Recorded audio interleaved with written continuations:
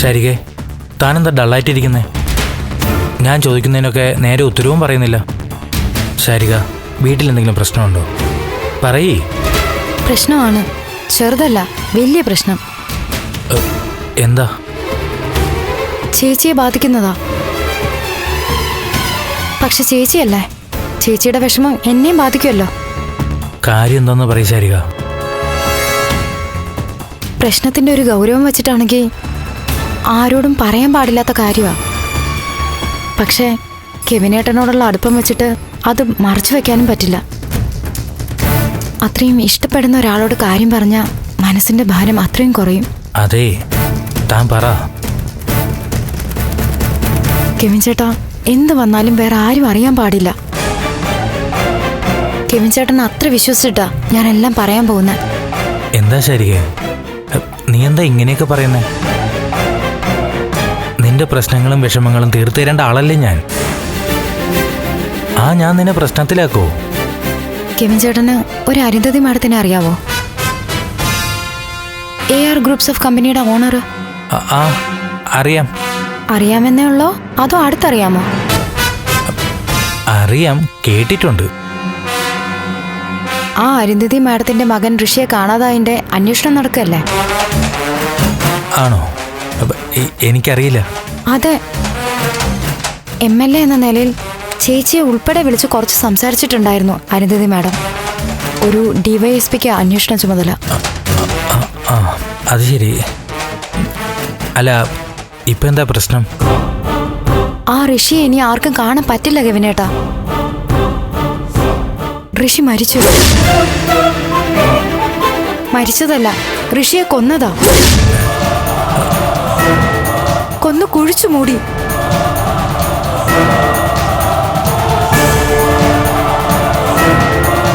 കെവിനേട്ടാ, ഇതെന്തൊക്കെയാ ശരി പറയുന്നേ? വിശ്വസിക്കാൻ പറ്റുന്നില്ല. ആ ചെറുക്കനെ കൊന്നു. ഒച്ച വയ്ക്കല്ലേ, ഒച്ചപ്പാടുണ്ടാക്കി നാട്ടുകാരെ അറിയിക്കല്ലേ. ഇനി കൊന്നതാരാണെന്നും കൂടി പറയട്ടെ. ആരാ? കെവിൻ ചേട്ടന്റെ ഫ്രണ്ട് തന്നെയാ, നന്ദേട്ടൻ.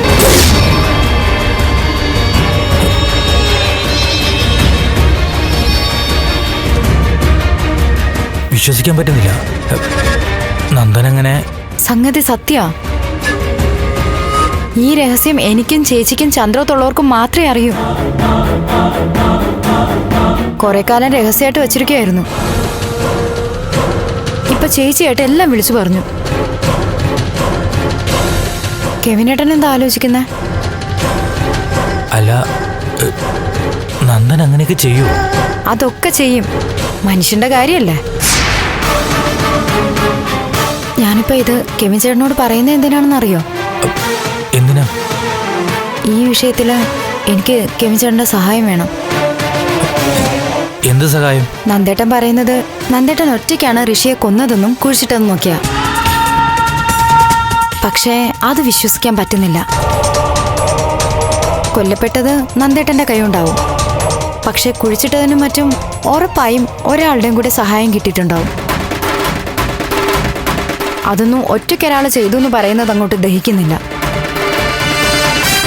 ചിലപ്പോ ഇങ്ങനെ ഒരു കൊലയ്ക്ക് പിന്നിൽ ഒരു സംഘം തന്നെ ഉണ്ടാവില്ല എന്ന് പറയാൻ പറ്റുമോ? അല്ലേ? കെവിൻ ചേട്ടൻ എന്തു തോന്നുന്നു? അതെ. ഞാനിപ്പോ കെവിൻ ചേട്ടനോട് ആവശ്യപ്പെടുന്ന സഹായം എന്താന്ന് വെച്ചാ, ഋഷിയുടെ കൊലപാതകത്തിൽ നന്ദേട്ടനെ സഹായിച്ച ആളെ കെവിൻ ചേട്ടൻ കണ്ടുപിടിച്ചു തരണം. കെവിൻ ചേട്ടന്റെ അടുത്ത ഫ്രണ്ടല്ലേ നന്ദേട്ടൻ? കെവിൻ ചേട്ടൻ വിചാരിച്ചാ ഞാൻ പറഞ്ഞ കാര്യം അറിയാൻ പറ്റും. നന്ദേട്ടന്റെ കൂട്ടാളി ആരാണെന്നുള്ളത് നന്ദേട്ടനിൽ നിന്നും തന്ത്രപരമായി ചൂഴ്ന്നെടുക്കണം. എന്താ കെവിൻ ചേട്ടാ, പറ്റില്ലേ? ഞാനൊന്ന് നോക്കട്ടെ. അല്ല, കെവിൻ ചേട്ടൻ എന്താ ഒരു ടെൻഷൻ? അല്ല, ഇത് കേട്ടപ്പോൾ ഒരു ഷോക്ക്, അത്രേ ഉള്ളൂ. ഞാൻ കണ്ടുപിടിച്ചുതരാം. നന്ദൻ്റെ കൂടെ സഹായിയായി ആരെങ്കിലും ഉണ്ടായിരുന്നെങ്കിൽ അയാളെ പറ്റിയുള്ള വിവരങ്ങൾ ഞാൻ കണ്ടുപിടിച്ചു തരാം. എങ്കിൽ നമ്മുടെ സ്നേഹത്തിന് വേണ്ടി കെവിൻ ചേട്ടൻ ചെയ്യുന്ന ഏറ്റവും വലിയ കാര്യമായിരിക്കും ഇത്. ഞാനത് കണ്ടുപിടിക്കും ശാരികേ. നിനക്ക് വേണ്ടി ഞാനത് ചെയ്യും. ഉറപ്പ്? ഉറപ്പ്. എനിക്ക് അത്യാവശ്യമായിട്ടൊരു മീറ്റിംഗ് ഉണ്ടായിരുന്നു. നിനക്ക് അർജന്റായിട്ട് കാണണമെന്ന് പറഞ്ഞുകൊണ്ട് വന്നതാ. ഞാൻ വീട്ടിൽ ഡ്രോപ്പ് ചെയ്യണോ? വേണ്ട, കെവിൻ ചേട്ടൻ ചെന്നോളൂ. ശരി.